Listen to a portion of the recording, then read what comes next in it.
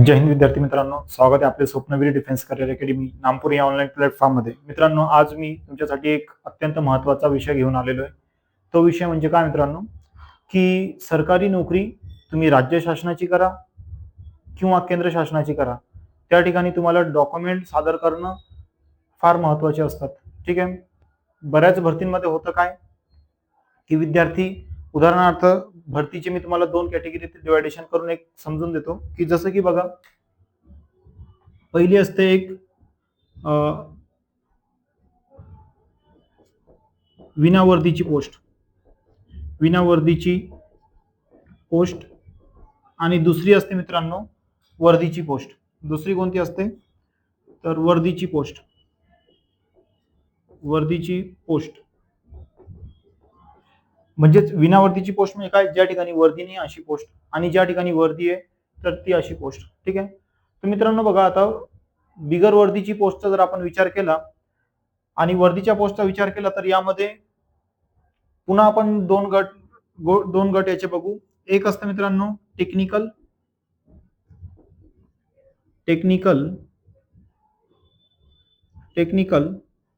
आणि दुसरं असतं नॉन टेक. ठीक आहे. Non technical. ठीक आहे. म्हणजेच काय, की वर्दीच्या पोस्टमध्ये मित्रांनो एक टेक्निकल जॉब असतो, मग त्यासाठी ITI, डिप्लोमा, डिग्री. ठीक आहे. तर हे कोर्सेस पाहिजे असतात. ठीक आहे ना. टेक्निकलसाठी ITI, डिप्लोमा, डिग्री. ठीक आहे ना. डिप्लोमा नंतर डिग्री. आणि नॉन टेक्निकल मध्ये काय मित्रांनो, काही 10वीच्या बेसवर पोस्ट असतात. ठीक आहे. काही पोस्टला 12वी पास पाहिजे असते. ठीक आहे. आणि काही पोस्टला इथे काय तर डिग्री पूर्ण पाहिजे असते. बरोबर आहे. तर मित्रांनो, सेम आपण वर्दीचा विचार जर केला तर वर्दीमध्ये देखील एक टेक्निकल आणि एक नॉन टेक. ठीक आहे. सेम असेच दोन भाग पडतात. एक असते टेक्निकल आणि दुसरी असते नॉन टेक्निकल. ठीक आहे. Non tech. तर मित्रांनो, इकडे पण टेक्निकल साठी ITI, डिप्लोमा आणि डिग्री. ठीक आहे. Diploma, degree. आणि इकडे जर आपण विचार केला तर नॉन टेक मध्ये वर्दीच्या पोस्टला 10वी, 12वी आणि काही ठिकाणी डिग्री लागते. बरोबर आहे. तर आज आपल्याला जो महत्वाचा मुद्दा बघायचा आहे डॉक्युमेंट. तर तो डॉक्युमेंट व्हेरिफिकेशन का गरजेची आहे. ठीक आहे. आणि त्यासाठी आपल्याला कोणते डॉक्युमेंट पाहिजे. ठीक आहे ना. तर इथे आपण जर नोकरीचा विचार केला तर नोकरी मित्रांनो दोन प्रकारची आपण मिळवू शकतो. बरोबर की नाही. एक असते राज्य शासनाची म्हणजे राज्य सरकार. ठीक आहे.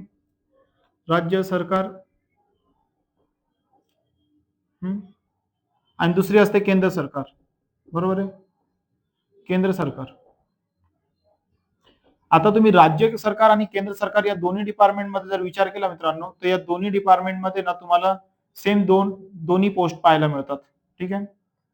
म्हणजेच काय, स्टेट गव्हर्नमेंट मध्ये पण तुम्हाला टेक्निकल आणि नॉन टेक्निकल दोन्ही जॉब आहेत. सेम वर्दी आणि बिगर वर्दीचे जॉब आहेत.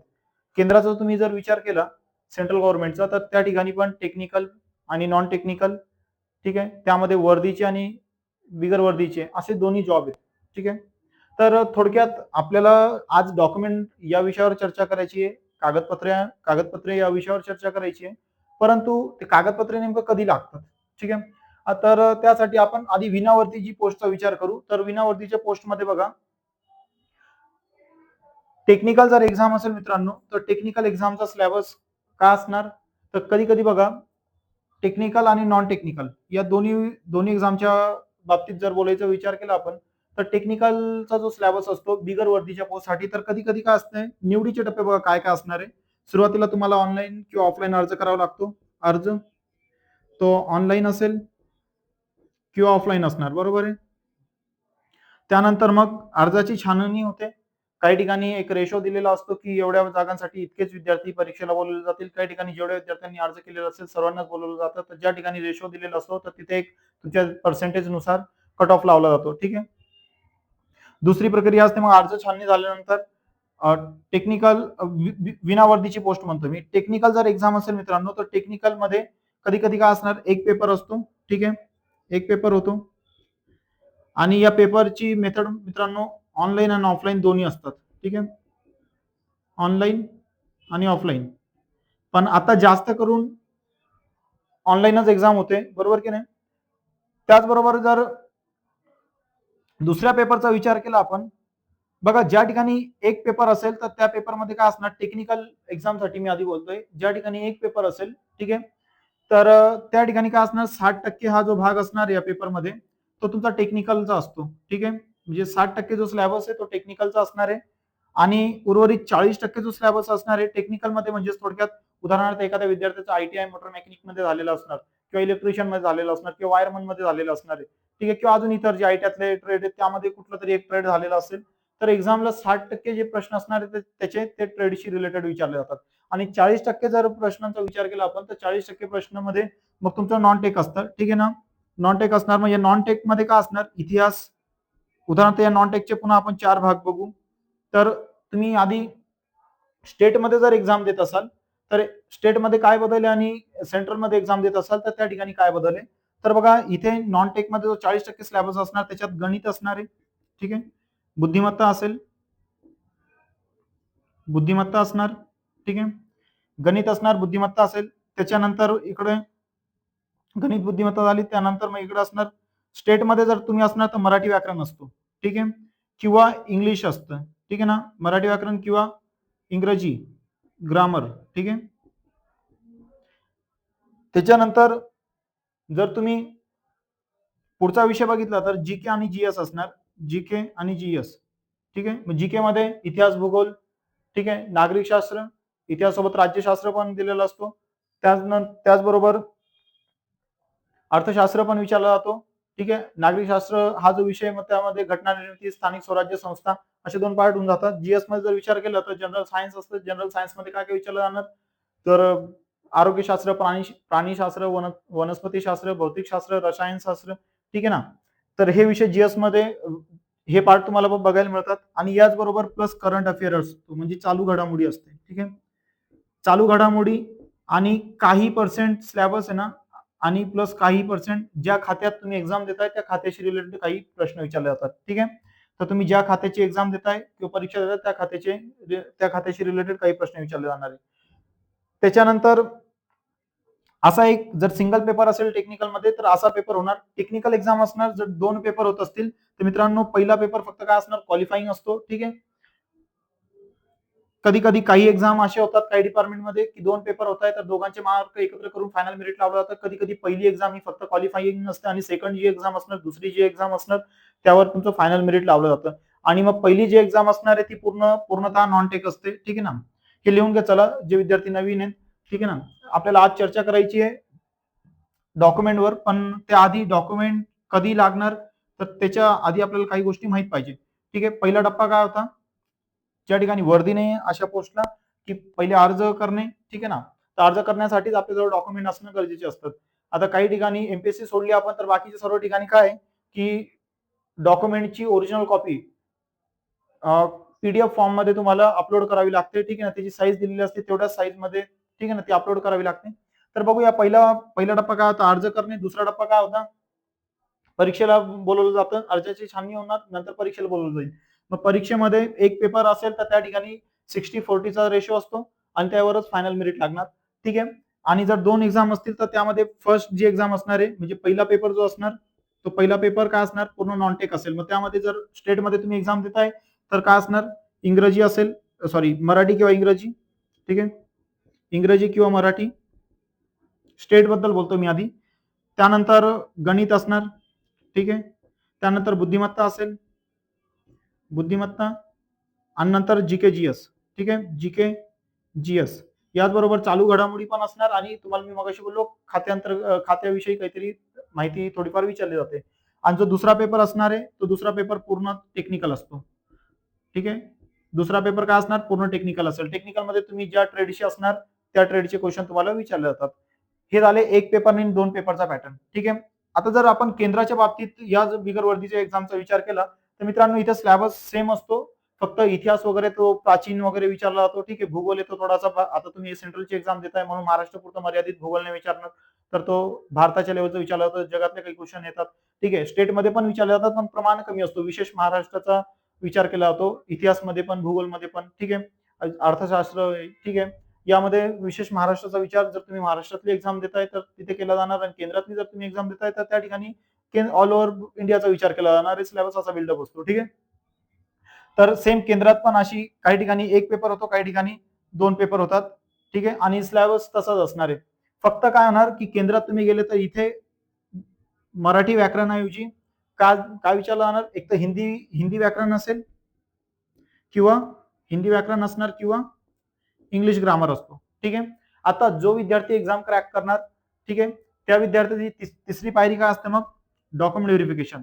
हे लिहून घेत चला, मी तुम्हाला जे सांगतोय. ठीक आहे ना, तिसरी पायरी काय असणार मित्रांनो, मग डॉक्युमेंट व्हेरिफिकेशन, ज्याला डीबी म्हणतो आपण. ठीक आहे, कागदपत्र पडताळणी. आता तिसरी पहिली पहिली पहिली प्रोसेस काय, ऑनलाईन अर्ज करणे.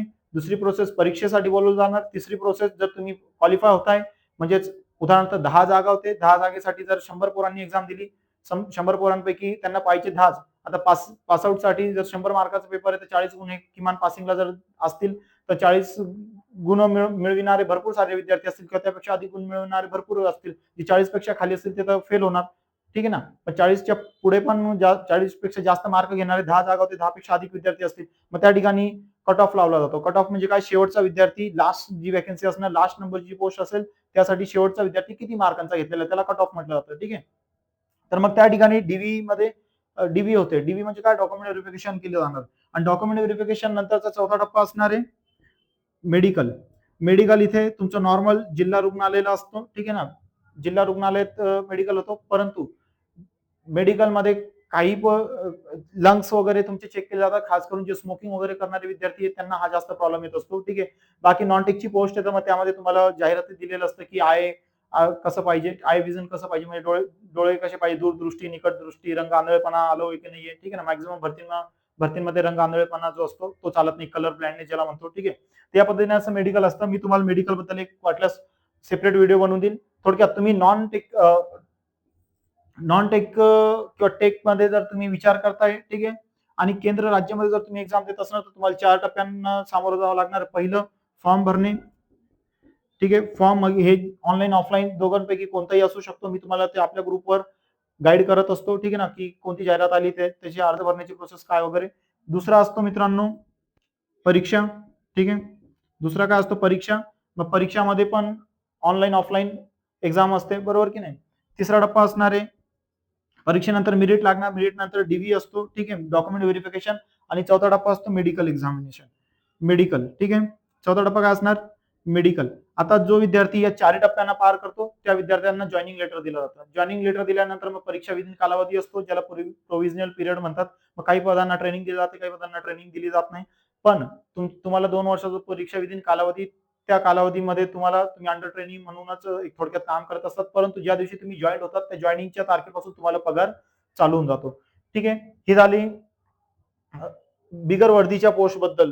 ठीक आहे, आता जर नॉन टेक्निकलचा आपण विचार केला तर नॉन टेक्निकल एक्झाम आहे, तर 10वीच्या बेसवरची जर एक्झाम असेल, उदाहरणार्थ चालक आहे, तर चालकसाठी काय पाहिजे, 10वी पाहिजे आणि ड्रायव्हिंग लायसन पाहिजे. मग ड्रायव्हिंग लायसनची कॅटेगरी आहेत, बरोबर की नाही. मग जर त्यांनी एलएमव्ही फक्त मागितलेलं असेल, लाईट मोटर व्हेकल, टीआर मागितलेलं असेल तर टीआर लागणार. जर त्यांनी ट्रान्स म्हणजे हेवी लायसन मागितलेलं असेल तर हेवी लायसन लागणार, बरोबर की नाही.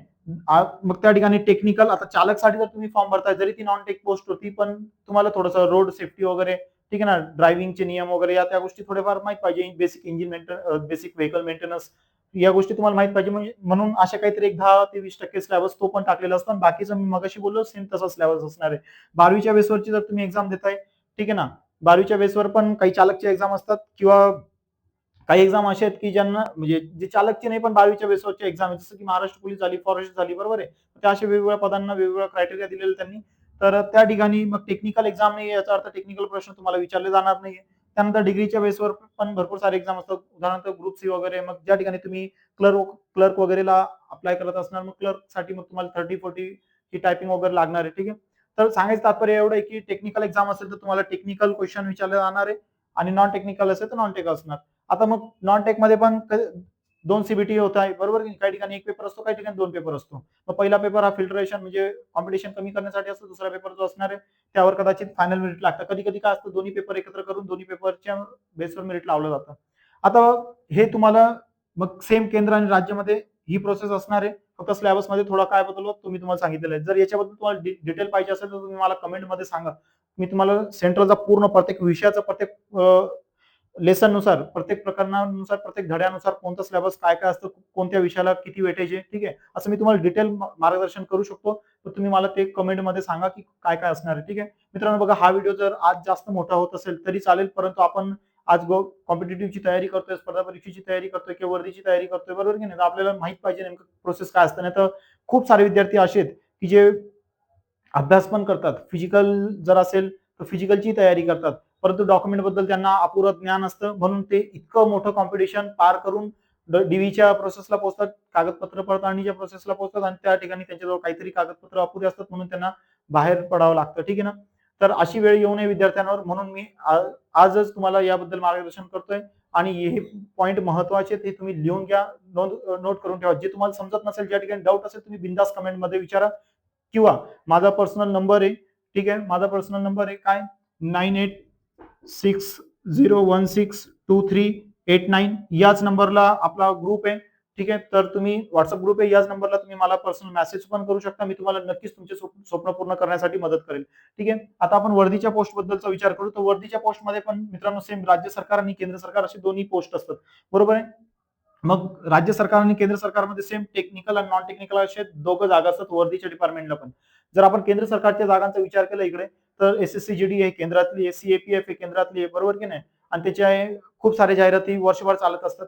त्याचबरोबर केंद्र सरकारचे जर आपण अजून जागेचा विचार केला तर टेक्निकलसाठी मी थोडं एक नंतर बोलतो कारण पीएसयू अंतर्गत आहे ना विदाऊट वर्दीच्या पोस्ट आहे पब्लिक सेक्टर अंडर युनिटमध्ये आज 300 प्लस कंपन्या आहेत त्यांचे. जसं की डीआरडीओ, इस्रो आहे, भेल आहे, गेल, एसएल, ओएनजीसी, भारत पेट्रोलियम आहे, इंडियन ऑइल आहे, माझगाव डॉकयार्ड आहे, निवल डॉकयार्ड आहे, एचएल आहे, ठीक आहे, नोट प्रेस आहे. तर असे खूप सारे भारतात एएमडी वगैरे ठीक आहे ना. त्याच्यानंतर महाजन मा ट्रान्सको आहे. 300 प्लस कंपन्या आहेत भारतात की ज्या ठिकाणी आयटीआय डिप्लोमा आणि डिग्रीच्या विद्यार्थ्यांसाठी खूप मोठी संधी असते आणि आयटीआय डिप्लोमा डिग्रीचे जे विद्यार्थी आहे त्या विद्यार्थ्यांना समजच अशी दिली जाते की आयटीआय झाला, डिप्लोमा झाला, डिग्री झाली, प्रायव्हेट सेक्टरला कंपनीमध्ये काम करा, बरोबर. त्यामुळे त्या ठिकाणी ना कॉम्पिटिशन कमी असतं. मग कुठेतरी कंपनीत काम करताना कोणतरी बबली, पिंटी, सोन्या, मामा, काका, दादा कोणतरी मेसेज करतो, कॉल करतो की इथे इथे अशा जागा निघालेल्या फॉर्म भर. मग त्यावेळेस तो अचानक उठतो, हा चला आता प्रायव्हेटला आपला कुठचा मोडतोय म्हणून गव्हर्नमेंटला आपण ट्राय करायला पाहिजे. आणि कारण पगार इकडे कमी, तिकडे फॅसिलिटी जास्त, इकडे जॉब सिक्युरिटी नाही, तिकडे जॉब सिक्युरिटी आहे. मग अचानक उठतो, फॉर्म भरतो आणि फॉर्म भरून परीक्षेला जातो आणि परीक्षा फेलून पुन्हा घरी येतो. कारण त्याने तयारीच केलेली नसते, बरोबर की नाही? मग तुम्ही जर आज हा व्हिडिओ बघताय तर याचा अर्थ तुम्ही नशीबवान आहात. तुम्हाला काही अडचण असेल तुम्ही बिंदास कमेंट सेक्शन मध्ये किंवा माझा हा नंबर दिलेला होता 9860162389 या नंबरवर तुम्ही मला पर्सनल मेसेज करा. मी तुम्हाला टेक्निकल नॉन टेक्निकल सविस्तर माहिती देणार आहे, ठीक आहे. तर आता बघा जी पीएसयू अंतर्गतची पोस्ट सोडली तर आपण ज्या ठिकाणी वर्दी आहे, ठीक आहे ना, जसं एसएससीजीडी आहे, मग एसएससीजीडी मध्ये पण तुम्ही 10वीच्या बेसवर अप्लाय करता, नंतर ट्रेनिंग मधनं जे टेक्निकलचे विद्यार्थी असतात त्यांना वेगळं काढलं जातं, बरोबर की नाही? आता काही जागा असे जसं उदाहरणार्थ बीएसएफ आहे, सीआरपीएफ आहे, सीआयएसएफ आहे, एसएसबी आहे, बरोबर आहे. तर यांच्या वर्षभर जाहिराती चालूच असतात. जसं ग्रीप आर्मी आहे, बीआरओ म्हणतो आपण त्याला, बॉर्डर रोड ऑर्गनायझेशन, ठीक आहे ना. तर यांच्या खूप सारे जाहिराती येत असतात त्या ठिकाणी वर्दी पण मित्रांनो. मग आता वर्दीची पोस्ट आली म्हणजे तू कसा पाहिजे, फिट पाहिजे की नाही. नाहीतर तुझंच वजन 32 किलो असेल आणि तू एका ठिकाणी ड्युटी दिली आणि डोंगर वगैरे एरिया असेल, डोंगराळ भागात जोरात हवा आली तर वजनच 32 किलो तू जाशील ना हवे निवडून, बरोबर की नाही? म्हणून त्या ठिकाणी किंवा वर्दीची पोस्ट आहे, तू जरी टेक्निकल असेल तरी तू फिजिकली फिट पाहिजे का नाही, कारण तुला कुठेतरी क्लायमेट कसं असणार आहे वगैरे त्या ठिकाणी तुला ते शूट पण झालं पाहिजे. तू तिथे गेल्यानंतर तूच कोम्यात जातोय तर अशी वेळ तुझ्यावर येऊ नये म्हणून काय की त्या ठिकाणी टेक्निकल जरी पोस्ट आहे, वर्दीची पोस्ट आहे, तर फिजिकल म्हणजे पीएचटी आणि पीईटी या दोन्ही गोष्टी चेक केल्या जातात. नॉन टेक मध्ये या दोन गोष्टी नसतात, पण टेक मध्ये पीएचटी आणि पीईटी हे टप्पे असतात. मग आता बघूया आपण टेक्निकल मध्ये आधी टेक्निकल वर्दीच्या पोस्टचा विचार करू, ठीक आहे. तर वर्दीच्या पोस्टमध्ये काय काय असणार तुम्हाला इथे सुरुवातीला फॉर्म भरायचा आहे, ठीक आहे. फॉर्म भरण्यासाठी ऑनलाईन आणि ऑफलाईन असे दोन्ही पद्धतीत फॉर्म भरले जातात, पण जास्त आज ऑनलाईन मध्येच फॉर्म भरले जातात, ठीक आहे. ऑनलाईन पद्धतीनेच. त्यानंतर फॉर्म भरल्या गेल्यानंतर तुम्हाला असते इथे आता काही ठिकाणी आधी फिजिकल घेतली जाते, काही ठिकाणी आधी लेखी घेतली जाते. मग समजून घ्या ज्या ठिकाणी आधी लेखी असेल तर लेखीमध्ये इथे एकच पेपर होतो जास्त करून, मी जे पाहिलेलं आहे लेखीमध्ये एकच पेपर असतो. मग त्या एक पेपरमध्ये सेम तसा सिलेबस, एक 50 ते 60% टेक्निकल असणार. ठीक आहे, 50 ते 60% टेक्निकल असणार, आणि जर 50 ते 40% जसा दिलेला असेल, 50% टेक्निकल असेल तर 50% नॉन टेक असणार, बरोबर आहे. किंवा 60% टेक्निकल असेल तर 40% नॉन टेक असणार आहे. आणि ते टेक्निकल नॉन टेक मध्ये काय असतं ते विषय मी तुम्हाला मगाशी मागे बोललोय. ठीक आहे, लेखी नंतर मग तुम्हाला फिजिकल साठी बोलवलं जाणार आहे. पहिला टप्पा लेखीचा, पहिला टप्पा फॉर्म भरणे, दुसरा लेखी, लेखी नंतर मग तुम्हाला फिजिकलला बोलवलं जातं. मग फिजिकलच्या आधी पीएचटी होते. पीएचटी पीएचटी म्हणजे काय, फिजिकल स्टँडर्ड टेस्ट. म्हणजे मग त्या ठिकाणी तुला उंची पण मागितलेली असते, बरोबर की नाही. वेगवेगळ्या कॅटेगरीनुसार तुम्हाला उंचीमध्ये त्यांनी सवलत दिलेली राहते. मग पीएचटी होणार. पीएचटी म्हणजे फिजिकल स्टँडर्ड टेस्ट, म्हणजे तुझी पर्सनॅलिटी चेक केली जाणार. मग त्या ठिकाणी चेस्ट मोजली जाते. चेस्ट नॉर्मल 79 सेंटीमीटर पाहिजे, एक्सपांड करून 5 सेंटीमीटर पाहिजे. जे हुक्का बिक्का मारतात, बेड्या बेड्या मारतात ना, रेंगा बिंगा काढणारे, अशा दलिंदरांची चेस्ट शक्यतो फुगत नाही. ठीक आहे ना. तर पीएचटी होणार. पीएचटी मध्ये मग काय काय, हाईट, चेस्ट आणि वजन, या 3 गोष्टी चेक केल्या जातात. काही ठिकाणी वजन चेक केलं जात नाही. ठीक आहे, मग तो मेडिकलमध्ये बीएमआय नुसार चेक केला जातो. ठीक आहे, त्यानंतर पीएचटी जर तू क्वालिफाय असेल तर पीएचटी नंतर तुला फिजिकलला चान्स भेटतो, म्हणजे ज्याला पीईटी म्हणतो आपण. पीईटी म्हणजेच काय, फिजिकल इफिशियन्सी टेस्ट. मग आता फिजिकल मध्ये वेगवेगळे प्रकार आहेत अनेक पोस्टसाठी. काही ठिकाणी 5 किलोमीटर घेतले जाते, काही ठिकाणी 1600 मीटर घेतले जाते. ठीक आहे ना. काही ठिकाणी 1600 मीटरला टायमिंग मध्ये बदल आहे. 5 किलोमीटर काही ठिकाणी घेतले जाणार, काही ठिकाणी हाय जम्प आहे, काही ठिकाणी लॉंग जम्प आहे, काही ठिकाणी पुलअप्स आहे. ठीक आहे, काही ठिकाणी गोळा फेक आहे. अशी वेगवेगळे फिजिकलची पण एक जाहिराती नोटिफिकेशन नुसार त्या गोष्टी दिलेल्या असतात. पण काही आता फिजिकलचे मार्क तुम्हाला मॅक्झिमम मी पाहिलेले आहे की फक्त ते क्वालिफाईंग असतात. ठीक आहे, पण काही ठिकाणी फिजिकल आणि लेखी दोघांचे मार्क एकत्र करून पण मेरिट लावलं जातं. तुम्ही जर मला कमेंटमध्ये सांगत असाल तर मी प्रत्येक पदासाठी तुम्हाला सेपरेट डिटेलमध्ये माहिती देऊ शकतो. उदाहरणार्थ जसं सीआरपीएफ टेक्निकल एक्झाम असेल त्यासाठी काय लागणार, एसएसबी टेक्निकल एक्झाम असेल त्यासाठी काय लागणार. ठीक आहे, किंवा अजून इतर भरपूर सारे एक्झाम आहे टेक्निकलचे वर्दीचे आहेत, त्या ठिकाणी कोणत्या पदाला काय पूर्ण क्रायटेरिया आहे. जर तुम्हाला ही गरज असेल तर तुम्ही मला कमेंटमध्ये 100% कळवा. मी तुम्हाला त्याच्या प्रत्येक पोस्ट बद्दल डिटेलमध्ये व्हिडिओ बनवून टाकणार आहे. ठीक आहे, आता आपला इथे विषय फक्त डॉक्युमेंटचा, तर डॉक्युमेंट कधी लागणार ती गोष्ट सांगतोय, म्हणून हा व्हिडिओ थोडासा लॉंग होत असेल तरी चालेल. व्हिडिओला शेवटपर्यंत बघा, कारण पुढे आपल्याला महत्त्वाचा मुद्दा डॉक्युमेंट बद्दल बघायचा आहे. ठीक आहे, मग पीईटी होणार. पीईटी नंतर मग मगाशी बोललो की काही ठिकाणी पीईटी फक्त क्वालिफाईंग असणार, काही ठिकाणी लेखी आणि पीईटी दोघांची एकत्र मार्क करून मेरिट लावणार. आणि नंतर वर्दीची पोस्ट आली तर वर्दीची पोस्ट मध्ये मित्रांनो मॅक्झिमम मेडिकल A1 कॅटेगरीचं असतं. मग या ठिकाणी तुम्हाला चष्मा वगैरे, आता काही पोस्ट अशा टेक्निकल मध्ये ज्या ठिकाणी वर्दी त्या ठिकाणी विथ गॉगल अलाऊ आहे, पण काही 6x6. काही पोस्ट अशा की ज्या ठिकाणी विथ गॉगल अलाऊ नाही, म्हणजे तुम्हाला बिगर चष्म्याचं दृष्टी तुमची 6x6 पाहिजेच. काही ठिकाणी 6x9 पण चालते, काही ठिकाणी 6x12 पण चालते. ठीक आहे ना. मग ते कोणत्या पदांना चालणार त्याबद्दल तुम्ही मला कमेंट करा, मी तुम्हाला नक्कीच ते सर्व सांगणार. ठीक आहे, मग 14 टप्पा काय असणार, मेडिकल. मेडिकल स्टँडर्ड थोडंसं असणार आहे. ठीक आहे ना. मेडिकल नंतर मग असणार डीव्ही. 5वा टप्पा काय असतो, डीव्ही. डीव्ही नंतर मग काय असणार, तुम्हाला ट्रेनिंगसाठी बोलवलं जातं. मग ट्रेनिंगमध्ये तुम्हाला टेक्निकल प्लस फिजिकल फिटनेस, म्हणजे ज्या ठिकाणी गन वगैरे असणार त्या गोष्टी तुम्हाला तशी ट्रेनिंग दिली जाते. जर तुम्ही खास करून फौजमध्ये जात असणार किंवा पॅरामिलिटरी फोर्सेसमध्ये जात असणार, अर्धसैनिक बलमध्ये, तर भाई ती वहां पर डिसिप्लिन सबसे पहिले होती. ठीक आहे ना. तर तुम्हाला त्या गोष्टी सर्व ट्रेनिंगमध्ये शिकवल्या जातात आणि ट्रेनिंग पासून तुम्हाला पेमेंट चालून जातो. ठीक आहे, नॉन टेकमध्ये जर तुम्ही नॉन टेकमध्ये वर्दीच्या पोस्टचा विचार केला, जसं की उदाहरणार्थ पोलीस आहे, वनरक्षक आहे, बरोबर आहे, पीएसआय. इकडे टेक्निकलमध्ये डिप्लोमा डिग्रीच्या विद्यार्थ्यांसाठी आरटीओ वगैरे हे पोस्ट चांगले आहेत. ठीक आहे, इकडे आरएफओ वगैरे एमपीसी मधनं दिली जाते. ठीक आहे, तर अशा खूप सारे एक्झाम आहेत की ज्या ठिकाणी तुम्हाला लेखी, पीएचटी, पीईटी, मेडिकल आणि डीव्ही. वर्दीच्या पोस्टला हे 5 टप्पे तुम्हाला पार करावे लागणार आहेत. नॉन वर्दीच्या पोस्टला काय काय असणार, परीक्षा असणार, डॉक्युमेंट व्हेरिफिकेशन असेल, मेडिकल असणार. ठीक आहे, वर्दीच्या पोस्टला नंतर तुम्ही जॉईनिंग झाल्यानंतर तुम्हाला ट्रेनिंगला पाठवलं जातं. ठीक आहे, नॉन टेक्निकल मध्ये वनरक्षक, महाराष्ट्र पोलीस. मग महाराष्ट्र पोलीस मध्ये 7 घटक आहेत जवळपास, बरोबर की नाही. टेक्निकल मध्ये महाराष्ट्र पोलीस मध्ये आधी जागा निघायच्या, पण माझ्या मते 2008 पासून काहीतरी टेक्निकल भरती होत नाहीये मोटर मेकॅनिक वाल्यांच्या, मोटर मेकॅनिकच्या विद्यार्थ्यांसाठी. पण वायरलेस पोलीस वगैरे ती नोटिफिकेशन येत असते, तर ज्याला की इलेक्ट्रिशियन, वायरमन, इलेक्ट्रॉनिक्स मेकॅनिक किंवा इलेक्ट्रॉनिक्स डिप्लोमा असे क्वालिफिकेशन असलेले विद्यार्थी अर्ज करू शकतात. आणि इकडे जे व्हेकल मेकॅनिक वगैरे करा, पोलिसांच्या गाड्या त्यांचे स्वतःचे वर्कशॉप होते, बरोबर की नाही. मग त्या ठिकाणी वॅकन्सी यायची आधी पण आता येत नाहीये. ठीक आहे, तर चला आता बघूया आपण. तुमच्या लक्षात आलं असेल की कोणते टप्पे पार केल्यानंतर आपण डॉक्युमेंट पर्यंत पोहोचू शकतो. तर आता डॉक्युमेंट काय काय लागतात त्याबद्दल आपण एक कॉमन व्हिडिओ बघू. ठीक आहे.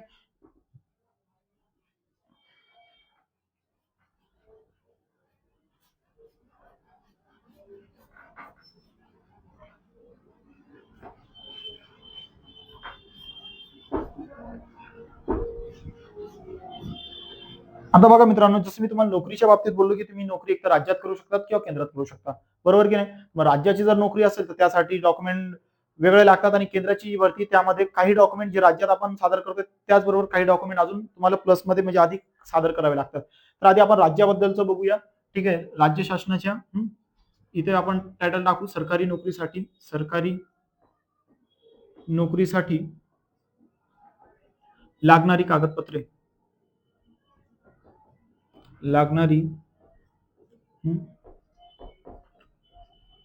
कागदपत्रे.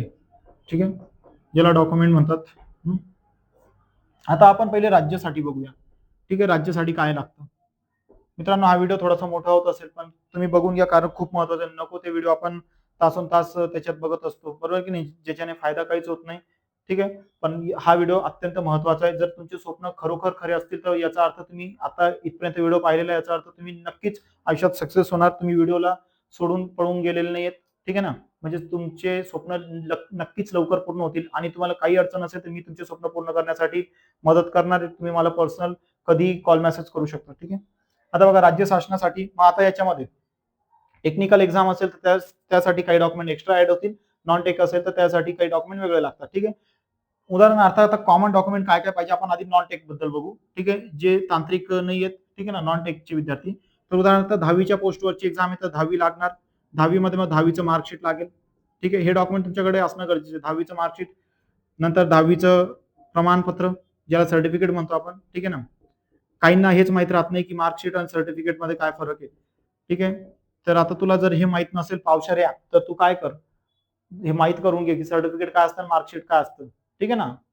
नंतर मग 12वीची एक्झाम असेल, 12वीच्या बेसवरची जर तुम्ही एक्झामला ट्राय करत असाल तर त्या ठिकाणी 12वी पण पाहिजे, 12वी मार्कशीट. ठीक आहे, आणि 12वी सर्टिफिकेट. ठीक आहे, 12वी सर्टिफिकेट. जर तुम्ही डिग्रीच्या बेसवर एक्झामला अर्ज करत असाल तर डिग्रीसाठी डिग्री सर्टिफिकेट लागतो. ठीक आहे, डिग्री सर्टिफिकेट. आता एमपीएससी वगैरेचा क्रायटेरिया थोडासा वेगळा आहे. या ठिकाणी जर तुम्ही लास्ट इयरला आयपीआर असणार तर प्री साठी तुम्ही अर्ज करू शकता. मेन साठी तुम्हाला ते पासआउट होणं गरजेचं असतं. ठीक आहे ना, पण काही पोस्ट डिग्रीवरच्या आहेत की ज्या ठिकाणी तुम्हाला पासआउटच लागतो. ठीक आहे, जे सरळ सेवेमधनं भरती केली जाते. ठीक आहे ना, किंवा काही पदांची एक्झाम टीसीएस आयपीपीएस वगैरे घेतात तर त्या ठिकाणी तुम्हाला अर्ज करताना डिग्री सर्टिफिकेट हे लागणार आहे. ठीक आहे, त्यानंतर मग 6 नंबरचं डॉक्युमेंट आहे की डोमासाईल सर्टिफिकेट. कोणता? डोमासाईल. आता डोमासाईल म्हणजे काय मित्रांनो, की अधिवास प्रमाणपत्र याला म्हटलं जातं. कोणतं? अधिवास प्रमाणपत्र. म्हणजे तुम्ही महाराष्ट्र राज्याचे रहिवासी आहेत असं यातून समजून येतं. ठीक आहे ना. अधिवास प्रमाणपत्र.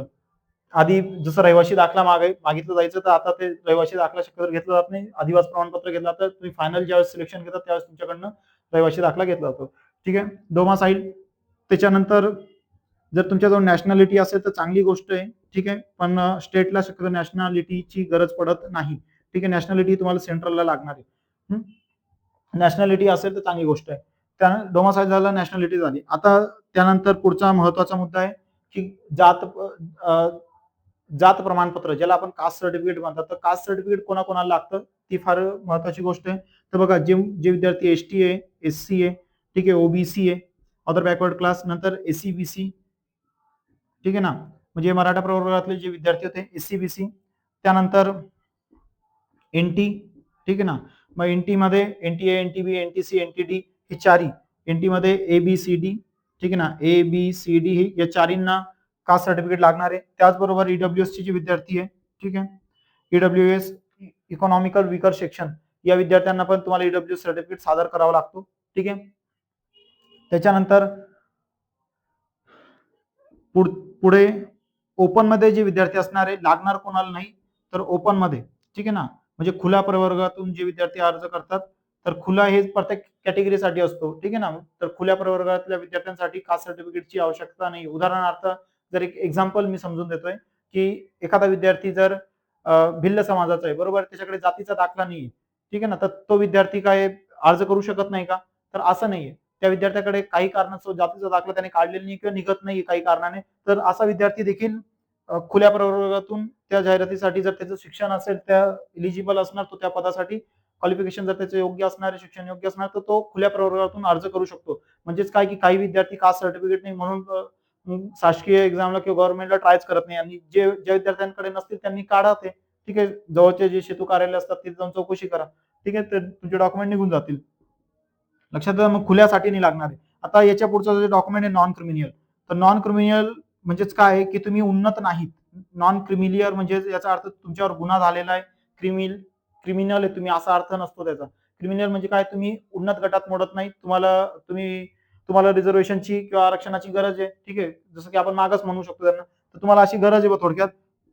तर तुम्हाला या ठिकाणी नॉन क्रिमिनल सादर करावं लागतं. नॉन क्रिमिनल कोणाकोणाला द्यावं लागतं? ओबीसी, नंतर एससी बीसी, ठीक आहे ना, त्यानंतर एनटी. एवढ्या विद्यार्थ्यांना राज्यामध्ये एनटी मध्ये मग 4 NT, NT NTB, NTC, NTD, ठीक आहे ना, एबीसीडी यांना चौघांना तुम्हाला नॉन क्रिमिनल द्यावं लागतं. तर नॉन क्रिमिनल हे डॉक्युमेंट सर्वात इम्पॉर्टंट आहे मित्रांनो, कारण नॉन क्रिमिनल तुम्हाला ना ज्या वर्षी एक्झाम आलेली आहे त्या चालू वर्षाचा लागत असतो. ठीक आहे, जर एक्झाम 2026 मध्ये आलेली आहे आणि तुम्ही 2023 जर नॉन क्रिमिनल सर्टिफिकेट त्या एक्झाम मध्ये किंवा फॉर्म भरताना तुम्ही लावलेलं असेल तर डॉक्युमेंट व्हेरिफिकेशनला तुम्ही बाहेर जातात. ठीक आहे, तर नॉन क्रिमिनलची डेट ती व्हॅलिड पाहिजे. अनेक विद्यार्थी याच कारणाने बाहेर जातात. ठीक आहे, नॉन क्रिमिनल नंतर मित्रांनो ईडब्ल्यूएस वाले जे विद्यार्थी त्यांना ईडब्ल्यूएसचा सेम तसाच विषय. ईडब्ल्यूएस पण एका वर्षासाठी व्हॅलिड असतो. ठीक आहे ना, तर ईडब्ल्यूएसच्या विद्यार्थ्यांना पण जेव्हा तुम्ही वर्षात एक्झाम साठी अर्ज करताय, पदासाठी अर्ज करताय, तर तुम्हाला त्या वर्षातलं लागतं. ठीक आहे, ही गोष्ट इम्पॉर्टंट आहे नॉन क्रिमिनल आणि ईडब्ल्यूएस या दोन्ही डॉक्युमेंटच्या बाबतीत. ठीक आहे, आता नॉन क्रिमिनल नंतर मित्रांनो अजून पुढचे डॉक्युमेंट काय आहे तर बघा, एक जन्म तारीख, जन्म पुरावा. ठीक आहे ना, मग जन्म पुराव्यासाठी तुम्हाला काहीतरी सादर करावं लागतं. मग काहीतरी मध्ये काय असणार, आधार कार्ड चालत नाही, कारण तू मोबाईलला पण तू एडिट करू शकतो. तू तेवढा हुशार आहे, बरोबर की नाही? तू नको ते फोटो कसे कसे एडिट करतो हे तुलाच माहिती आहे, बरोबर ना? म्हणून इथे जन्म पुराव्यासाठी ती आधार कार्डवरची तारीख गृहीत धरली जात नाही. असे डॉक्युमेंट घेतले जातात की ज्याच्यात सहजासहजी बदल होत नाही. ते बेकार बदल करायची प्रोसेस असेल तर बेकार तुला मेहनत करावी लागते, बेकार घासावं लागतं. उदाहरणार्थ 10वीचं बोर्ड सर्टिफिकेट, बरोबर आहे? 10वी बोर्ड सर्टिफिकेट, बोर्ड सर्टिफिकेट, त्यानंतर 10वी बोर्ड सर्टिफिकेट नंतर जन्माचा दाखला. ठीक आहे, जन्माचा दाखला नंतर शासो दाखला. ठीक आहे ना, शासो म्हणजे काय, सासूचा नाही. ठीक आहे ना, शासो दाखला म्हणजे काय, शाळा सोडल्याचा दाखला. मग याच्यामध्ये एलसी टीसी काही असेल तरी चालते. ठीक आहे, आता जर तुझं त्याजवळ शाळा सोडल्याचा दाखला, मग सर 10वीच्या बेसवर मी अर्ज करतोय, मग माझं 10वीचा दाखलाच नाही ओरिजिनल, तर मग मी काय करू? तर जर तुझं शिक्षण 12वी झालेलं असेल तर तू 12वीची सादर कर. ग्रॅज्युएट असणार तर ग्रॅज्युएटची सादर कर, बरोबर की नाही? किंवा तू 10वी झालेली आहे, 11वीला ऍडमिशन आहे आणि 10वीच्या बेसवर तुझं वय जर 18 होत नाही शक्यतो पूर्ण 11वीच्या विद्यार्थ्याचं वय, पण तू लेट टाकलेलं तुला शाळेत आणि झालं तुझं 18 वर्ष पूर्ण. ठीक आहे ना, किंवा 12वी झालेली आणि 10वीच्या बेसवर तू अर्ज करतोय, तर पण आता तू एफ ला ऍडमिशन घेतलेलं आहे, मग त्यावेळेस तुला बोनाफाईड भेटतं कॉलेजमधनं. काय? बोनाफाईड. तर बोनाफाईड वर तुझी खरी जन्मतारीख असते. ठीक आहे ना, फक्त तू मास्तरला किंवा ऑफिसला मॅनेज करायचं नाही, आणि केलं असेल तर तुला डीबी मध्ये सापडलं तर हाकलून देतात. ठीक आहे ना, मग एवढी मेहनत करून तू पाण्यात जाते तुझी ती मेहनत. तर बोनाफाईड सर्टिफिकेट पण काही ठिकाणी चालून जातो. ठीक आहे, लक्षात येत आहे का? मग जन्म पुराव्यासाठी हे डॉक्युमेंट लागतात. नंतर आयडी प्रूफ साठी डॉक्युमेंट मागितले जातात. मग आयडी म्हणजे तुझी ओळख पटवण्यासाठी, तर ओळखसाठी कोणकोणते लागतात तर बघ इकडे, Aadhaar card, PAN card, Aadhaar card, PAN card, PAN card नाही रे, जास्त ऐकू येतं तुला, पॅन कार्ड येतो, पॅन कार्ड नाही बोललो मी. ठीक आहे ना, पॅन कार्ड. नंतर मतदान असेल तर मतदान कार्ड. त्यानंतर ड्रायव्हिंग लायसन असेल तुझ्याजवळ तर ड्रायव्हिंग लायसन. ठीक आहे ना, ड्रायव्हिंग लायसन. त्यानंतर बँक पासबुक. ठीक आहे ना, बँक पासबुक. हे आयडी प्रूफ साठी यातलं कुठलं तरी एक डॉक्युमेंट असलं तरी चालतं. ठीक आहे, यानंतर फॉर्म भरताना मित्र तुझ्याकडे काय पाहिजे अजून? एमएससी आयटी आज स्टेट गव्हर्नमेंटच्या एक्झामला कंपल्सरी आहे, तर MSc IT certificate, MSc IT. ठीक आहे ना, बेसिक तुला संगणक हाताळता आलं पाहिजे. तर MSCIT सर्टिफिकेट लागतं किंवा CCC असेल तरी चालून जातं. ठीक आहे ना, MSCIT किंवा CCC. त्याच्यानंतर मग पुढचं डॉक्युमेंट तुला इथे लागणार आहे मित्रा. पुढचं डॉक्युमेंट तुला इथे लागणार आहे आता MSCIT नंतर. जर तू चालक पदासाठी अर्ज करतोय, चालकसाठी, आणि ते 10वी किंवा 12वीच्या बेसवरची एक्झाम असेल तर त्या ठिकाणी तुला ड्रायव्हिंग लायसन लागणार. लक्षात येतंय का? Driving licence, driving licence. ठीक आहे ना, ड्रायव्हिंग लायसन लागणार. मग ड्रायव्हिंग लायसन मध्ये जाहिरातीत त्यांनी उल्लेख केलेला असतो LMV पाहिजे किंवा हेवी पाहिजे. ठीक आहे ना, LMV किंवा हेवी म्हणजे ज्याला ट्रान्स म्हणतो आपण. दोघांपैकी LMV मध्ये मग LMV TR, LMV मध्ये अजून एक LMV असतो म्हणजे light motor vehicle non transport असतो, आणि एक LMV ट्रान्सपोर्ट असतो. मग यातला तुला जो मागितलेला असेल तो तुला द्यावा लागतं. ठीक आहे, फॉर्म भरतानाच ते तुला सादर करावं लागणार आहे. चालक फक्त विशेष म्हणून चालकसाठी बोलतोय मी. आता जर तू टेक्निकल एक्झामला अर्ज करतोय मित्रा, तर टेक्निकल साठी तुला काय सादर करावं लागणार आहे? टेक्निकल उदाहरणार्थ ITIच्या बेसवरची पोस्ट होती, तर ITI ज्या ट्रेडसाठी तू उदाहरणार्थ इलेक्ट्रिशियनच्या जागा निघालेल्या आहेत किंवा डिझेल मेकॅनिकसाठी जागा निघालेल्या आहेत, बरोबर आहे. तर तुला इलेक्ट्रिशियन असेल तर इलेक्ट्रिशियनचं पासआउट सर्टिफिकेट, ज्याला NCT म्हणतात, NCT नॅशनल ट्रेड सर्टिफिकेट. मग या ठिकाणी प्रायव्हेटला जरी तुझा कोर्स झालेला असेल आणि ते कॉलेज जर मान्यता प्राप्त असणार तर ते NCT म्हणजे NTC नॅशनल ट्रेड सर्टिफिकेट. ठीक आहे ना, NTC नॅशनल ट्रेड सर्टिफिकेट हे चालून जाणार आहे. आणि गव्हर्नमेंटला असेल तर ते चालतंच. ठीक आहे, प्रायव्हेटला असणार तर ते मान्यता प्राप्त पाहिजे. ठीक आहे. आणि आता टेक्निकल मध्ये काही पोस्ट असे येतात, ठीक आहे ना, ज्या ठिकाणी वर्दी नाही परंतु टेक्निकल पोस्ट आहे आणि त्यासाठी अप्रेंटिसशिप पण कंपल्सरी मागितलेली असते. आता जे नॉन टेकचे विद्यार्थी त्यांना समजणार नाही हे, पण जे टेक्निकल विद्यार्थी माझा व्हिडिओ बघत असणार त्यांना हे नक्की समजेल. म्हणजे NTC तर काही ठिकाणी फक्त नॅशनल ट्रेड सर्टिफिकेटवर अर्ज करू शकता तुम्ही, परंतु काही अशा पोस्ट आहे मित्रा की ज्या ठिकाणी अप्रेंटिसशिप हे कंपल्सरी आहे, बरोबर आहे.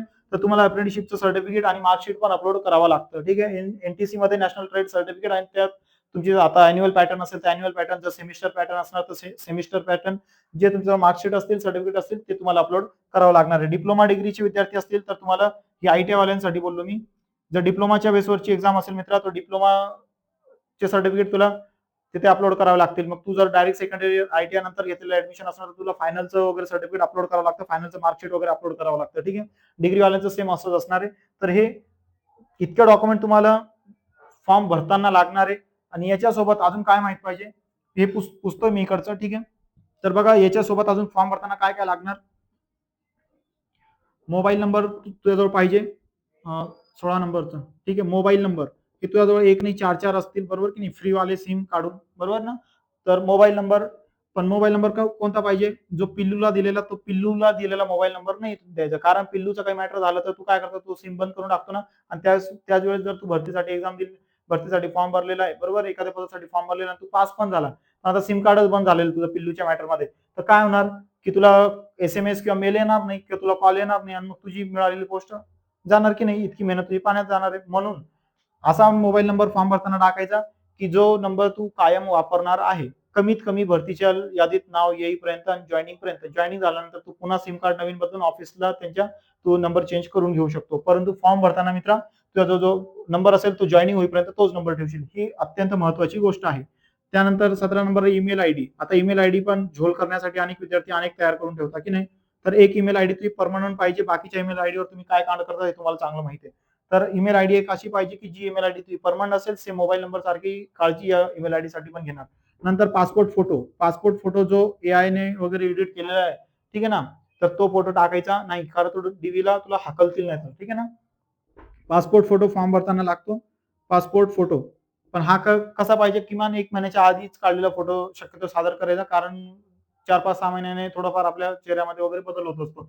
तर पासपोर्ट फोटो पाहिजे आणि सही म्हणजे ज्याला सिग्नेचर म्हणतो तू, बरोबर नाही, सही पाहिजे. एवढ्या गोष्टी तुला फॉर्म भरताना लागतील. ठीक आहे, नॉन टेक म्हणजे नॉन वर्दीची पोस्ट सांगतोय, नॉन वर्दीची ज्या ठिकाणी वर्दी नाही अशा पोस्टसाठी मी एवढे डॉक्युमेंट बोललोय. ठीक आहे, आता हे राज्यासाठी सांगितले. जर तू केंद्रात जातो तर केंद्रामध्ये एनटी नाही राहत, बरोबर की नाही, एनटी राहत नाही. पण जो कास्ट सर्टिफिकेट आहे, जातीचा दाखला आहे मित्रा, हा कास्ट व्हॅलिडिटी बद्दल जर बोलायचं ठरवलं तर कास्ट व्हॅलिडिटीसाठी तुम्हाला मुदत दिली जाते. असेल काढलेली कास्ट व्हॅलिडिटी, जात पडताळणी ज्याला आपण म्हणतो, जात पडताळणी केलेली असेल तर चांगली गोष्ट आहे, केलेली नसेल तर तुम्हाला टाइम दिला जातो ठीक आहे ना. तेवढ्या टायमिंग मध्ये तुम्ही ती कारण जात पडताळणी अशी होत नाही, त्याला काहीतरी कारण लागतं, बरोबर की नाही? जसं स्कॉलरशिप वगैरे असणार किंवा अजून नोकरीचे काही कारण असतील, तर त्याशिवाय ती जात पडताळणी शक्यतो होत नाही. तर मग काय, तू नोकरी लागल्यानंतर तुला टाइम दिला होता, पण आता वेळ तर करून घेशील, ठीक आहे ना. कुठून तरी प्रयत्न कर, ते करून घे. नंतर मग जात पडताळणी दोघं ही काढून ठेवशाल शक्यतो. आणि केंद्रात जर तुम्ही अर्ज करताय नॉन टेक मध्ये, तर केंद्रामध्ये जेवढे मी डॉक्युमेंट बोललो हेच डॉक्युमेंट तिथे पण लागणार आहे. फक्त एक्स्ट्रा कोणकोणते डॉक्युमेंट फॉर्म भरताना लागतील ती गोष्ट लक्षात घे. आता जर ईडब्ल्यूएस वाला आहे, ठीक आहे, इथे मी केंद्र म्हणतो, ठीक आहे ना, सेंट्रलच्या एक्झामसाठी. आता ईडब्ल्यूएस वाला जर केंद्रात अर्ज करतोय, तर केंद्राचं सेंट्रलचं ईडब्ल्यूएस सर्टिफिकेट एक वेगळं निघतो. म्हणून सेंट्रल वाल्यांनी काय करा, ईडब्ल्यूएस सेंट्रलचं पण काढून ठेवायचं, ठीक आहे. त्याच्यानंतर सेंट्रल कास्ट पण तुम्हाला जे काय आरक्षणात आरक्षणात जे लाभ घेताय ते विद्यार्थी कास्ट साठी कास्ट काढून ठेवा. काय सेंट्रल कास्ट म्हणतो त्याला, तर सेंट्रल कास्ट काढून घ्या. सेंट्रल कास्ट लक्षात येत आहे का? सेंट्रल कास्ट काढून घ्या. त्यानंतर केंद्रात एनटी वगैरे नाही राहत, म्हणून ते एनटीच्या विद्यार्थ्यांनी ओपन मधून अर्ज करा, ठीक आहे. आता सर्वात फॉर्म भरताना अजून एक महत्वाचा टप्पा आहे, जे की आरक्षण म्हणतो आपण, ठीक आहे ना. तर मग आरक्षणामध्ये कोणकोणते तुम्हाला आरक्षण कोणकोणत्या प्रकारचे मिळतात, आणि तुम्ही जे आरक्षण घेत असणार त्याचं सर्टिफिकेट तुम्हाला सादर करावा लागतो, ठीक आहे ना. हे मी पुसून टाकलेलं आहे, तुम्ही जर लिहिलेलं नसेल तर व्हिडिओ पुन्हा मागे जाऊन बघा आणि त्या व्हिडिओ मधनं हे सर्व व्हिडिओ थांबून थांबून लिहून घ्या, ठीक आहे. तरी काही शंका असेल तर तुम्ही मला कमेंटमध्ये विचारू शकता. तर बघा, आता आरक्षणात जे विद्यार्थी आरक्षणाचा लाभ घेत आहे, लक्षात येत आहे का? उदाहरणार्थ स्पोर्ट कोटा आहे, म्हणजे खेळाडू, ठीक आहे ना. तर स्पोर्ट मध्ये तू जो गेम खेळलेला आहे, ग्रामपंचायतीने आयोजित केलेली स्पर्धा नसावी, असेल तर त्यावर जिल्हाधिकारी, ठीक आहे ना, यांची सिग्नेचर वगैरे पाहिजे असते, ठीक आहे. तर स्पोर्ट मध्ये काय आहे की तू जो इव्हेंट खेळलेला आहे त्या इव्हेंटला जर जाहिरातीत सांगितलेली की हो, हा इव्हेंट वाला विद्यार्थी, हा खेळ खेळलेला विद्यार्थी अर्ज करू शकतो, तर तो चालणार आहे. मग याच्यात स्टेट आणि नॅशनलचे सर्टिफिकेट तुझ्याजवळ पाहिजे, ठीक आहे. आता काही जाहिराती असतील त्यात विभागाचे जर त्यांनी अलाउ केलेले असणार तर ते पण चालू शकतात, प्रशासकीय विभागाचे, पण शक्यतो स्टेट आणि नॅशनलचे तुझ्याजवळ पाहिजे, ठीक आहे. स्पोर्टचा जर तू लाभ घेतोय तर फॉर्म भरताना तुला स्पोर्ट कोट्यातून जर फॉर्म भरतोय तर स्पोर्ट पाहिजे. त्यानंतर जर तू पोलीस भरतीसाठी होमगार्ड असशील तर होमगार्डचा जर तू लाभ घेतोय तर होमगार्ड पाहिजे, ठीक आहे ना. त्यानंतर तू जर पोलीस पाल्य, तर पोलीस भरतीसाठी म्हणतोय मी, फक्त पोलीस पाल्य असतील तर पोलीस पाल्य त्याचा काहीतरी पुरावा तुला द्यावा लागणार की तुझे वडील वगैरे सर्व्हिसला आहेत पोलीस खात्यामध्ये, ठीक आहे. त्यानंतर तू एनसीसी वाला असशील, त्या जाहिरातीत जर एनसीसी ला त्यांनी काहीतरी पर्सेंट मध्ये सूट दिली, आरक्षण दिले, तर तुला एनसीसी असेल तर एनसीसी मध्ये एबीसी ते काय सर्टिफिकेट येते तुला एक आरक्षण आहे, या गोष्टी त्यांनी त्याच्यात जाहिरातीमध्ये उल्लेख केलेला असतो. मग तुझ्याजवळ जे सर्टिफिकेट असतील तू ते त्या सर्टिफिकेटचा लाभ घेऊ शकतो, ठीक आहे. स्पोर्ट झाला, होमगार्ड झाला, पोलीस पाल्य झाला, एनसीसी झाला, ठीक आहे. इकडे एमएसएफ वाल्यांना पण इकडे एमएसएफ वाल्यांना पण जर रिझर्वेशन दिलेलं असेल पोलीससाठी तर ते पण बघून घेशाल. एमएसएफ झालेलं आहे तर एमएसएफ वाल्यांना ते सर्टिफिकेट तुम्हाला आय कार्ड वर का असणार ते तुम्हाला अपलोड करावं लागत असेल, ठीक आहे. त्यानंतर अंशकालीन जर तू असणार, ठीक आहे, आणि अंशकालीनला जर त्या जाहिरातीत आरक्षण दिलेलं असणार तर अंशकालीनचं सर्टिफिकेट तुला फॉर्म भरताना सादर करावं लागतं, ठीक आहे. अंशकालीन नंतर जर तू प्रकल्पग्रस्त आहे, ठीक आहे ना. प्रकल्पग्रस्त म्हणजेच काय, शासनाच्या एखाद्या प्रकल्पात, ठीक आहे ना, तुझी जागा गेलेली आहे, ठीक आहे. उदाहरणार्थ एखाद्या ठिकाणी धरण उभारलंय शासनाने, आता धरण काय मी बांधलं का नाही ना, मग शासनाने जर खूप मोठा एखादा प्लांट, एखादा प्रकल्प उभारलेला असेल, त्यामध्ये तुझी जागा जर गेलेली असेल तर शासन त्या जागेच्या मोबदल्यात तुम्हाला काहीतरी रक्कम देतच, ठीक आहे. आणि त्यासोबत तुम्हाला एक प्रकल्पग्रस्त म्हणून सर्टिफिकेट पण देतं, पण हा शासन घरी आणून देत नाही. यासाठी तुला शेतू कार्यालयात जाऊन ती चौकशी करावी लागेल, ते सर्टिफिकेट काढून घ्या, विचारा घरी. जर प्रकल्पात आपल्या काही जागा गेली तर प्रकल्पग्रस्तला मेरिट पण कमी लागतं आणि विद्यार्थी पण कमी भेटतात. हे जे मी नंतरचे आरक्षण सांगतो ना, याचा कोटा सेपरेट असतो, ठीक आहे ना. यांचं मेरिट फार कमी लागतं मित्र. नंतर भूकंपग्रस्त, ठीक आहे. आता भूकंपग्रस्त असशील तर भूकंपग्रस्तचा तुला त्या भूकंपात जर तुझ्या क्षेत्रात भूकंप आलेला असेल आणि त्यात जर तुझी तुझी मालाची वगैरे नुकसान झालं, हानी झालेली असणार आहे, ठीक आहे ना, तर तुला भूकंपग्रस्त सर्टिफिकेट भेटतं, ठीक आहे. तर त्याचं एक आरक्षण असतं. त्यानंतर अनाथचं एक आरक्षण असतं, ठीक आहे. अनाथ आरक्षण म्हणजे आई वडील नसलेले विद्यार्थी आहे तर अनाथचं सर्टिफिकेट भेटतं. अनाथसाठी पण जागा सेपरेट असतात. त्यानंतर हँडिकॅप, ज्याला आपण अपंग म्हणतो, ठीक आहे ना. तर अपंगसाठी पण नॉन टेक मध्ये किंवा टेक मध्ये काही जागा अशा आहेत, ठीक आहे ना, टेक्निकल नॉन टेक्निकल मध्ये, की ज्या ठिकाणी अपंग पण अर्ज करू शकतात, ठीक आहे. तर अपंग सर्टिफिकेट भेटतं, त्यांच्यासाठी जागा रिझर्व्ह असतात. त्या अपंगामध्ये तू अपंगत्व काय तुला आणि त्याचं पर्सेंटेज किती असं जाहिरातीत स्पष्ट केलेलं असतं त्यांनी. तर त्या पद्धतीने तू जर त्या कॅटेगरीमध्ये बसत असशील तर अपंग सर्टिफिकेट असेल तर काढशील ना, नाही तर अपंग बनू नको तू. ठीक आहे, देवान तुला चांगलं दिलेले सर्व काही गोष्टी तू त्याला जप. अपंग नंतर मग मित्रा अनाथ झालं, अपंग झालं, नंतर आत्महत्याग्रस्त शेतकरी. ठीक आहे, आत्महत्याग्रस्त शेतकरी, आत्महत्याग्रस्त आत्महत्याग्रस्त शेतकरी आहे. तर आत्महत्याग्रस्त शेतकरीचं जे पाल्य असणार तर त्यांना पण काही जाहिरातींमध्ये आरक्षण आहे. तर ते सर्टिफिकेट शेतूमध्ये गेलं की तुला ते सांगतील. ठीक आहे, त्यानंतर जर तू एक्स आर्मी आहे, ठीक आहे ना, एक्स आर्मी, तर एक्स आर्मीचं पण तुला सर्टिफिकेट म्हणजे जर तुम्ही एक्स आर्मी असणार तर तुम्हाला एक्स आर्मी म्हणजे रिटायर फौजी असणार तर रिटायर फौजींसाठी एक सेपरेट कोटा असतो महाराष्ट्र शासनाच्या जाहिरातींमध्ये. ते नॉन टेक असो किंवा टेक असो, ठीक आहे, किंवा वर्दीची असो, तर त्या ठिकाणी तुम्ही अर्ज करू शकतात. आणि जर वर्दीची पोस्ट तर फिजिकल मध्ये पण तुम्हाला सूट दिलेली असते. म्हणून जे रिटायर फौजी आहेत, रिटायर आर्मी आहेत, त्यांना पण चान्स असतो. ठीक आहे, आता एवढे डॉक्युमेंट तुम्हाला अर्ज, जर तुम्ही आरक्षणाचा लाभ घेत असाल तर अर्ज करताना तुम्हाला स्टेट गव्हर्नमेंट असो किंवा सेंट्रल गव्हर्नमेंट असो त्या ठिकाणी तुम्हाला सादर करावे लागणार आहे. ठीक आहे, आता चालक पोस्ट साठी मित्रांनो मी तुम्हाला बोललो की लायसन हा कंपल्सरी असतो आणि त्यात त्यांनी जाहिरातीत सांगितलेलं असतं की हेवी पाहिजे किंवा लाईट मोटर व्हेकलचं पाहिजे. ठीक आहे, मग लाईट मोटर व्हेकल मध्ये ट्रान्स पाहिजे की नॉन ट्रान्स पाहिजे हे तुम्हाला ते जाहिरातीत समजून जाणार आहे. आता नोकरी लागल्यानंतर काही डॉक्युमेंट तुम्हाला सादर करावे लागतात, जसं की पॅन कार्ड कंपल्सरी पाहिजे, पॅन कार्ड. ठीक आहे ना, त्यानंतर बँक पासबुक. ठीक आहे, बँक पासबुक. त्याच्यानंतर जे तुम्ही अर्ज करतात ना डॉक्युमेंट व्हेरिफिकेशनला, त्या अर्जाची ऑनलाईन जर अर्ज केलेला आहे किंवा ऑफलाईन अर्ज असेल तर त्याची झेरॉक्स मारून ठेवत चला. ठीक आहे, प्रिंट काढून ठेवत चला, कारण डॉक्युमेंट व्हेरिफिकेशनच्या वेळेस अर्ज आपल्याजवळ असलं पाहिजे. ते डॉक्युमेंटच्या बंचला अर्जाची पण प्रत लावायला लावतात. ठीक आहे, तर अर्जची पण प्रिंट तुमच्याजवळ सांभाळून ठेवत चला. ठीक आहे, तर मग डीव्ही मध्ये तुमच्याजवळ अर्ज पण पाहिजे, नंतर पॅन कार्ड, बँक पासबुक. ठीक आहे, नोकरी लागल्यानंतर म्हणतो मी हे डॉक्युमेंट तुम्हाला एवढं लागणार आहे. डीव्ही मध्ये त्या अर्जाची प्रत तुम्ही सांभाळून ठेवशाल. बँक पासबुक नंतर चेकबुक पण लागतो. ठीक आहे ना, चेकबुक नंतर एक एनईएफटी फॉर्म असतो, तो तुम्हाला ते सांगतात त्यावेळेस की असा असा फॉर्म डीव्ही झाल्यानंतर तुम्हाला ते नमुना देतात, त्यामध्ये ते कोणकोणते डॉक्युमेंट तुम्ही येताना सोबत घेऊन यायचे. बँकेचा एक फॉर्म असतो, तो एनईएफटी वगैरे तुम्हाला तिथे सादर करावी लागते. ठीक आहे, त्याच्यानंतर पोलीस व्हेरिफिकेशन हा सर्वात महत्वाचा मुद्दा आहे. ठीक आहे, पोलीस व्हेरिफिकेशन, तुझ्यावर गुन्हा नाही पाहिजे. ठीक आहे, जर तुझ्यावर केस झालेली असेल तर ती नील पाहिजे. ठीक आहे ना, म्हणून त्यासाठी चारित्र्य पडताळणी म्हटलं जातं, तर चारित्र्य पडताळणी केली जाते. लक्षात येत आहे. त्याच्यानंतर रहिवासी दाखला, रहिवासी दाखला पण सोबत घेऊन जायचा. रहिवासी दाखला हा सोबत राहू द्यायचा. रहिवासी दाखल्याची पण कधी कधी गरज पडू शकते जर तुझ्या डोमसाईलवर त्यांना काही शंका असली तर. ठीक आहे, आता केंद्राचं जर मित्रांनो आपण वर्दीच्या पोस्टला पण असेच डॉक्युमेंट लागणार आहे. फक्त केंद्रामध्ये काय काय ऍड होणार, ईडब्ल्यूएस प्रवर्गातून जर तुम्ही अर्ज करताय केंद्रासाठी तर सेंट्रल ईडब्ल्यूएस लागणार, ओबीसी, त्याच्यानंतर एससी एसटी मधनं जर तुम्ही केंद्रासाठी अर्ज करताय मित्रांनो तर त्या ठिकाणी तुम्हाला सेंट्रल कास्ट सादर करावी लागणार आहे.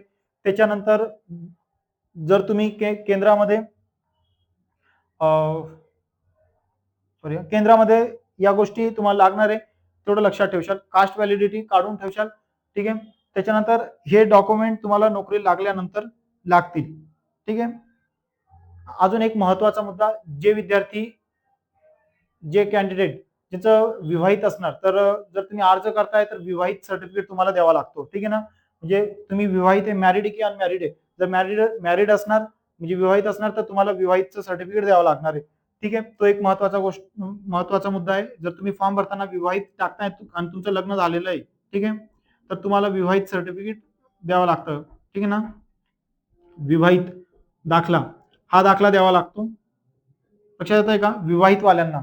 आणि जर अनमॅरिड असेल तर त्यांना काही सांगावं नाही लागत की मी अनमॅरिड आहे. ठीक आहे, सॉरी, फक्त फॉर्म भरताना अनमॅरिड टाकाय, त्याला काही दाखला विकला ग्रामपंचायतीतून आणून तुला द्यावा लागत नाही. लक्षात येत आहे. तर एवढे डॉक्युमेंट मित्रा तुम्हाला भरती परीक्षा पास झाल्यानंतर डीव्हीची जी प्रोसेस असणार आहे त्यामध्ये एवढे डॉक्युमेंट लागतील. ठीक आहे, आता एक महत्वाची गोष्ट अशी अजून याच्यात की सेंट्रलची जी एक्झाम आहे ठीक आहे ना. तर सेंट्रलच्या एक्झाम मध्ये ना सेंट्रलचा एक पॅटर्न, एक नमुना ठरवलेला असतो. जसं की आपल्या डॉक्युमेंटला काही ठिकाणी 10वी 12वीच्या मार्कशीटला सरनेम आधी असतो, बरोबर की नाही. तर त्या ठिकाणी आपले नाव केंद्रात काही ठिकाणी असे त्यांना मोठे वाटतात. मग ते त्यांचा फॉर्मेट देतात, त्या फॉर्मेटमध्ये आपण ते करेक्शन वगैरे करून अर्ज देऊ शकतो. आता बघ, हा एक पहिला मुद्दा आला. आणि दुसरी महत्वाची गोष्ट, जर तुमच्या डॉक्युमेंटमध्ये काही स्पेलिंग करेक्शन असेल, काय आता पुढच्या काही इम्पॉर्टंट गोष्टी आहे, तर त्या गोष्टी लक्षात ठेव. ठीक आहे. सेंट्रलला काय काय एक्स्ट्रा लागणार आहे, तर नॅशनॅलिटी लागेल आणि सेंट्रल कास्ट लागणार. हे दोन डॉक्युमेंट तुझे सेंट्रलसाठी एक्स्ट्रा लागतील, एवढं लक्षात ठेवशील. आता डॉक्युमेंटच्या बाबतीत काळजी काय घेणार, ठीक आहे. सुरुवातीला नॉन क्रिमिनलची तारीख अर्ज करताना ते व्हॅलिड आहे का ते बघणार. दुसरं, ईडब्ल्यूएस ची तारीख अर्ज करताना ते व्हॅलिड आहे का ते बघणार. त्याच्यानंतर स्पेलिंग मिस्टेक, ठीक आहे. आता टाइम आहे, स्पेलिंग मध्ये जर काही बिघाड असेल तर स्पेलिंग करेक्शन करून घ्या, स्पेलिंग दुरुस्ती, ठीक आहे ना. स्पेलिंग करेक्शन करून ठेवा, ठीक आहे. होत नसेल स्पेलिंग, काही खूप अटीतटीचे डॉक्युमेंट होतच नाही, तर त्यासाठी गॅजेट काढून घ्या, ज्याला राजपत्र म्हणतो आपण, ठीक आहे ना. तर गॅजेट बनवून घ्या त्यासाठी, ठीक आहे. शक्यतो स्पेलिंग करेक्शनने ना बाहेर काढत नाही, पण खूप खूप मोठं वेगळंच काहीतरी नाव आहे. उदाहरणार्थ फॉर्म भरताना तू बबल्या टाकलेलं आणि तुझ्या डॉक्युमेंट तू सादर करतोय पिंट्या नावाचे, तर खूप मोठा बदल आहे की नाही. तर असे जर डॉक्युमेंट राहिले तर त्या ठिकाणी ते क्युरी लावू शकतात, ठीक आहे ना. तर डॉक्युमेंटमध्ये जर काही बदल आहे तुझ्या, तर त्यासाठी तू गॅजेट करून ठेव. शक्यतो पहिला प्रयत्न काय पाहिजे, स्पेलिंग दुरुस्ती करून घे, ठीक आहे. आणि होतच नसेल, फार काही किंच क्रिटिकल कंडिशन आलेली, तर गॅजेट करून घे, ठीक आहे. त्याच्यानंतर पुढची एक महत्वाची गोष्ट आहे की स्पेलिंग करेक्शनच्या विद्यार्थ्यांना आहे ना, डीव्ही मध्ये डॉक्युमेंट व्हेरिफिकेशन मध्ये एक मुदत दिली जाते. त्या मुदतीत तुम्हाला ते डॉक्युमेंट क्लिअर करायला लावतात. लक्षात येत आहे. आता याच्यासोबत फॉर्म भरताना अजून एक पॉईंट मित्रांनो, की जे विद्यार्थी ऑलरेडी गव्हर्नमेंट सर्वंट असणार, ठीक आहे ना, तर त्यांना एनओसी नॉन ऑब्जेक्शन सर्टिफिकेट ज्याला म्हटलं जातं, ठीक आहे ना. तर एनओसी, उदाहरणार्थ मी पोलीस आहे, बरोबर आहे, उदाहरण सांगतोय, मी पोलीस आहे उदाहरणार्थ. तर मी मला जर आता रेल्वेमध्ये फॉर्म भरायचा आहे असिस्टंट लोको पायलट साठी, आणि मी आयटीआय पण झालेलो आहे, जर मला रेल्वेत फॉर्म भरायचा आहे, तर मी आधी पोलीस आहे ना, तर मला एनओसी काढावी लागणार आहे डिपार्टमेंटकडनं. तर तू आज एका कोणत्या तरी डिपार्टमेंटला काम करतोय, बरोबर की नाही, तर तुला एनओसी काढावी लागणार. किंवा उदाहरणार्थ एमपीएससीचा तुला फॉर्म भरायचा आहे, बरोबर की नाही, तर त्या ठिकाणी एनओसी नॉन ऑब्जेक्शन सर्टिफिकेट त्या डिपार्टमेंटमधून वरिष्ठ अधिकाऱ्याची सिग्नेचर करून ते तुला दिलं जातं, आणि एनओसी फॉर्म भरताना तुला अपलोड करावी लागते. ही पण एक गोष्ट लक्षात ठेवशील, ते आता लक्षात आलं माझ्या, ठीक आहे. तर एनओसी सर्टिफिकेट पण जे गव्हर्नमेंट सर्वंट आहे त्यांच्यासाठी लागणार आहे, ठीक आहे. जे रिटायर आहे त्यांच्यासाठी नाही. तर मित्रांनो, एवढे डॉक्युमेंट तुम्हाला तुमच्याजवळ असणं गरजेचे. डॉक्युमेंटमध्ये स्पेलिंग मिस्टेक असेल तर ते काढून घ्या, काही डॉक्युमेंट अपुरे असतील तर ते काढून घ्या, ठीक आहे. ओपनचे जे विद्यार्थी आहे, ठीक आहे ना, ज्यांची परिस्थिती नाजूक आहे, ते आर्थिक मागास आहेत, तर अशा विद्यार्थ्यांनी ओपन मध्ये लढा देत बसण्यापेक्षा काय करा, ईडब्ल्यूएस सर्टिफिकेट काढण्यासाठी प्रयत्न करा. पण त्यासाठी एक क्रायटेरिया आहे, 8 लाखाच्या आसपास उत्पन्न वगैरे, शेती वगैरे नाही पाहिजे, 8 लाखापेक्षा उत्पन्न कमी पाहिजे, असं काहीतरी क्रायटेरिया त्यांचा. त्या क्रायटेरियात जर तुम्ही बसत असणार तर ईडब्ल्यूएसचं सर्टिफिकेट काढून घ्या. ईडब्ल्यूएसचं मेरिट आतापर्यंत फार कमी लागलेले कारण आहे, ते बरेच विद्यार्थ्यांना ते सर्टिफिकेट अजूनही माहित नाही. ज्यांना माहित असेल तर त्यांच्याजवळ काहीतरी, जसं कास्ट काढण्यासाठी वडिलांचा आजोबांचा दाखला वगैरे लागतो, तसं ईडब्ल्यूएस ला पण प्रोसेस आहे, ठीक आहे. तर हे डॉक्युमेंट तुम्ही काढून घ्या. मित्रांनो, मी तुम्हाला आज डॉक्युमेंटमध्ये कॉमन माहिती सांगितली. तुम्ही सेंट्रलची एक्झाम देणार तरी हेच डॉक्युमेंट लागतील. फक्त सेंट्रलसाठी नॅशनॅलिटी आणि कास्ट, सेंट्रल कास्ट, हे दोन डॉक्युमेंट ऍड होतात. नोकरी लागल्यानंतर चारित्र्य पडताळणी, पोलीस व्हेरिफिकेशन हे कंपल्सरी असतं, ठीक आहे. याच्याबद्दल तुम्हाला आता काही डाऊट असेल किंवा मी एखादा पॉईंट आता बोलताना काही विसरलेलो असणार, तर तुम्ही मला कमेंटमध्ये नक्कीच विचारा, ठीक आहे. किंवा मला काही आठवलं तर मी या व्हिडिओच्या कमेंटमध्ये सांगून देणार. पण जवळपास मी शक्यतो पूर्णच टॉपिक इथून क्लिअर केलेले आहेत, ठीक आहे. अजून तो हा व्हिडिओ मित्रांनो, तुमची जे काही सरकारी भरतीची तयारी करणारे मुलं असतील, मग ते वर्दीचे असो नॉन वर्दीचे असो, त्यांच्यापर्यंत हा व्हिडिओ पोहोचवा. कारण अनेक विद्यार्थी खूप मेहनत करतात मित्रांनो, ठीक आहे ना, खूप मेहनत करून ते लिस्टला नाव पण आणतात, पण डॉक्युमेंट काहीतरी अपुरे असतात किंवा चुकीचे असतात, त्या कारणाने त्यांना भरतीमधनं किंवा त्या पदापासून हुकावं लागतं, ठीक आहे. तर मित्रांनो, असे विद्यार्थी जे असतील त्या विद्यार्थ्यांना पण हा व्हिडिओ पाठवा. आणि तुम्हाला काही शंका असेल तर तुम्ही नक्कीच मला विचारा. मी पुन्हा माझा नंबर देऊन देतो, ठीक आहे. तर त्या नंबरवर तुम्ही मला पर्सनल मेसेज पण करू शकतात. माझा एक व्हॉट्सअप ग्रुप आहे, ठीक आहे ना. त्या व्हॉट्सअप ग्रुपवर पण तुम्ही मला व्हॉट्सअपला मेसेज करू शकता. जर आपल्या ग्रुपमध्ये तुम्हाला जॉईन व्हायचं असेल तर या ग्रुपमध्ये तुम्ही मला पर्सनल मेसेज करा, मी तुम्हाला या ग्रुपमध्ये जॉईन करून घेईल. आणि या ग्रुपमध्ये असे खूप सारे बारकावे असतात भरतीबद्दलचे वगैरे, तर मी त्या ग्रुपवर मार्गदर्शन करत असतो, ठीक आहे. तर माझा नंबर मित्रांनो 98 60 16 23 89. आता एक अजून महत्वाची सूचना आहे, जे विद्यार्थी आयटीआय किंवा डिप्लोमा झालेले आहेत त्यांच्यासाठी मी आपल्या युट्यूब चॅनलवर लवकरच टेक्निकल सिलेबस पण शिकवायला सुरुवात करणार आहे. तर विद्यार्थी मित्रांनो, जर हा व्हिडिओ जर तुम्हाला आवडला असेल तर तुम्ही या व्हिडिओला लाईक करा. जर तुम्ही माझ्या चॅनलवर नवीन असाल तर चॅनलला सबस्क्राईब करून घ्या आणि भरती करणारे जे कोणी तुमचे मित्र मैत्रिणी असतील त्यांच्यापर्यंत हा व्हिडिओ पोहोचवा. जय हिंद, जय भारत.